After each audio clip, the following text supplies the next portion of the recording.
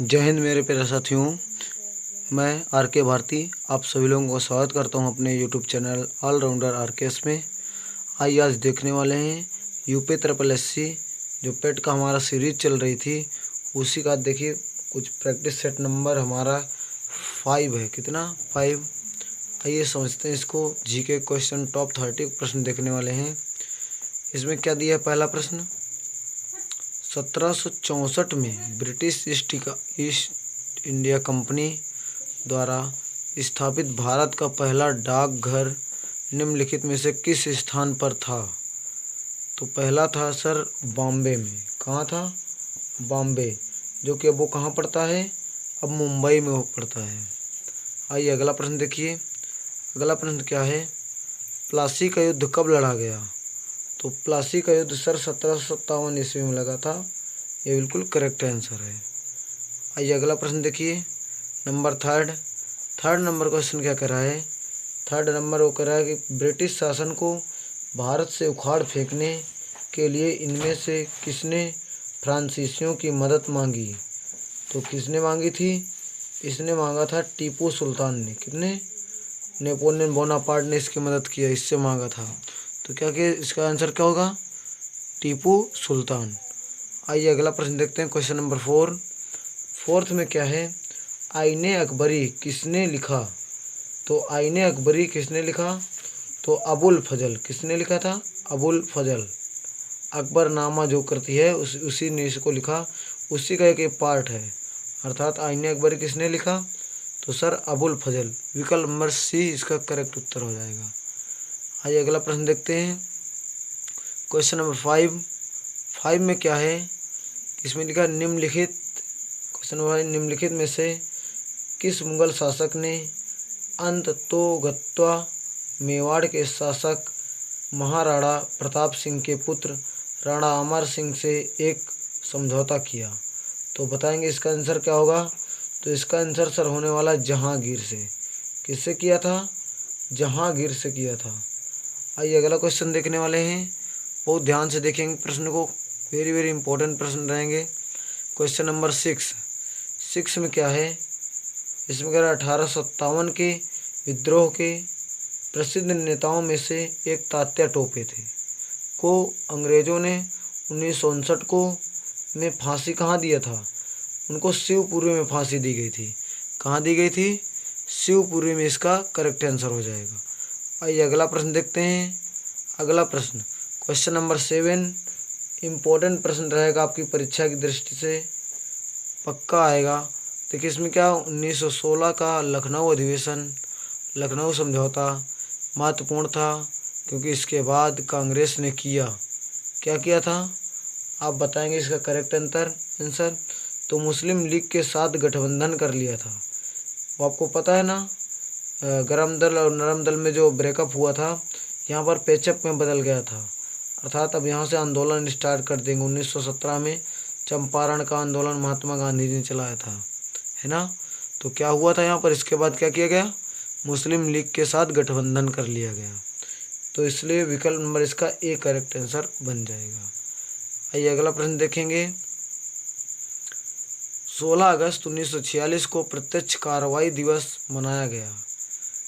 किसके द्वारा? मुस्लिम लीग द्वारा। सर मुस्लिम लीग द्वारा 16 अगस्त 1946 को प्रत्यक्ष कार्रवाई दिवस मनाया गया। ये ऑप्शन याद रखें, इम्पोर्टेंट प्रश्न हो सकता है आपके परीक्षा की दृष्टि से। अगला क्वेश्चन देखेंगे। अगला प्रश्न क्या है? क्वेश्चन नंबर 9 निम्नलिखित में से किसने बंगाल के विभाजन 1905 के विरोध में हुए आंदोलन का नेतृत्व किया था? तो बताइए किसने किया था? तो इसका आंसर नेतृत्व करने वाले वो व्यक्ति सुरेंद्र नाथ बनर्जी। कौन थे? सुरेंद्र नाथ बनर्जी इसका करेक्ट उत्तर हो जाएगा। आइए अगला प्रश्न देखते हैं। देखिए next question number 10 Chauri Chaura घटना कब हुई? तो 5 मार्च 1922 को। अभी एक प्रश्न आया कि हाल ही में किस घटना को 100 वर्ष पूरे हो गए? तो उसका आंसर था चौरी चौरा।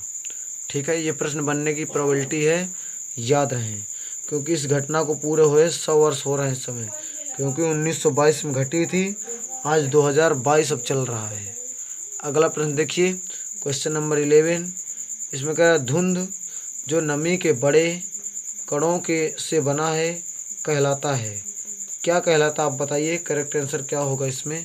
तो इसका आंसर वो कोहरा कहलाता है। क्या कहलाता है? कोहरा कहलाता है। अगला क्वेश्चन देखिए, क्वेश्चन नंबर 12, पृथ्वी के उत्तरी गोलार्ध में रहने वाली कुल मानव आबादी का अनुमानित प्रतिशत क्या है? तो करेक्ट आंसर अब क्या होगा, ज़रा कमेंट करके मुझे बताएं क्या होने वाला है इसका करेक्ट आंसर। तो जो उसमें उत्तरी गोलार्ध में रहने वाली मानव आबादी का अनुमानित प्रतिशत होगा वो 90% जा रहा है। कितना होता है? 90%। आगे अगला प्रश्न देखते हैं, क्वेश्चन नंबर नेक्स्ट क्या है, क्वेश्चन नंबर 13, कौन सी पर्वत, ये important question, one of the most important प्रश्न, याद रहे परीक्षा की दृष्टि से। कौन सी पर्वत की चोटी पृथ्वी के केंद्र से दूरतम बिंदु पर है? तो पृथ्वी के केंद्र से कितनी दूरतम कौन है? तो उसका तो आंसर सर माउंट चिमराजो। कौन है? माउंट चिमराजो पृथ्वी के केंद्र से दूरतम में है। ऑप्शन नंबर बी इसका करेक्ट आंसर। इम्पोर्टेंट प्रश्न रहेगा, याद रखिए, स्क्रीनशॉट लेकर रखिए और देखना ये छपेगा प्रश्न।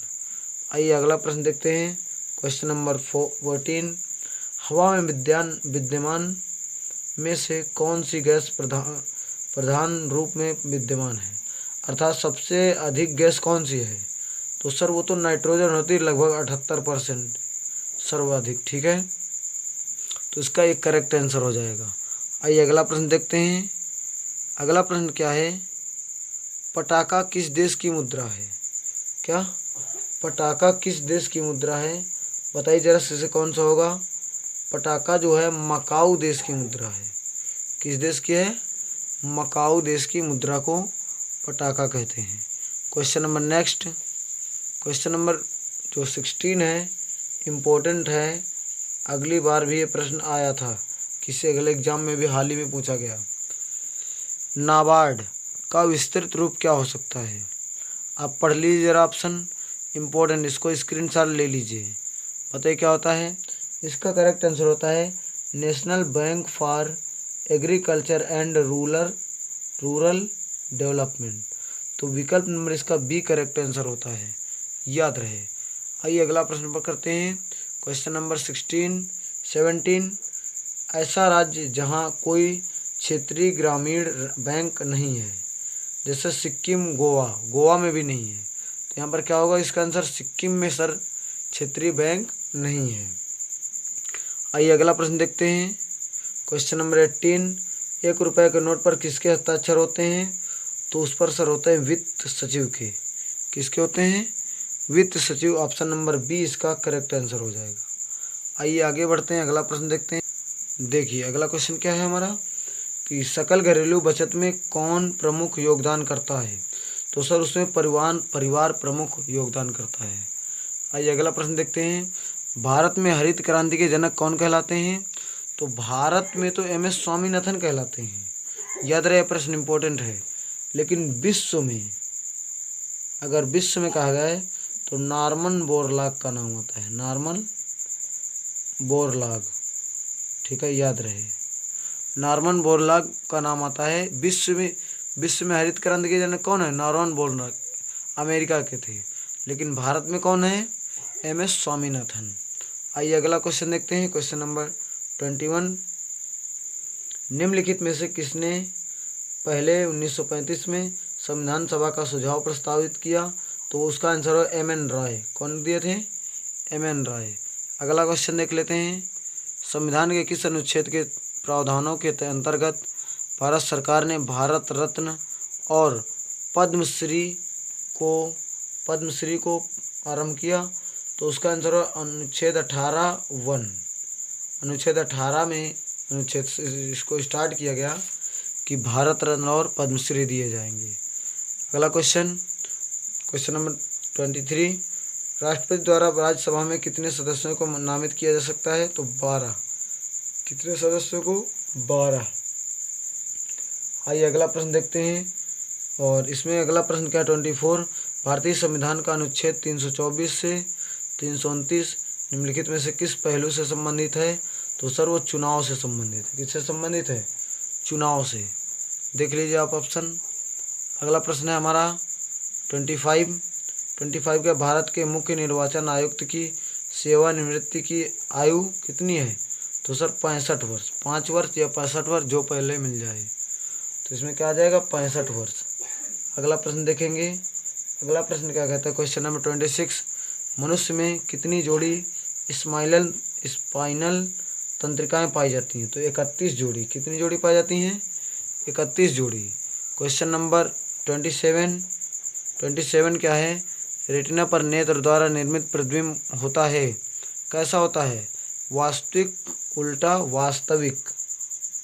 वास्तविक, उल्टा व छोटा। ठीक है। आइए अगला प्रश्न देखते हैं। रक्त का पीएच मान 7.4 इस बच्चे को पता होता है। अगला प्रश्न क्या है? निम्नलिखित में से कार्बन नहीं होता है। डायमंड, ग्रेफाइट, कोयला इन सभी में होता है। तो नन ऑफ दीज इसमें करेक्ट आंसर हो जाएगा।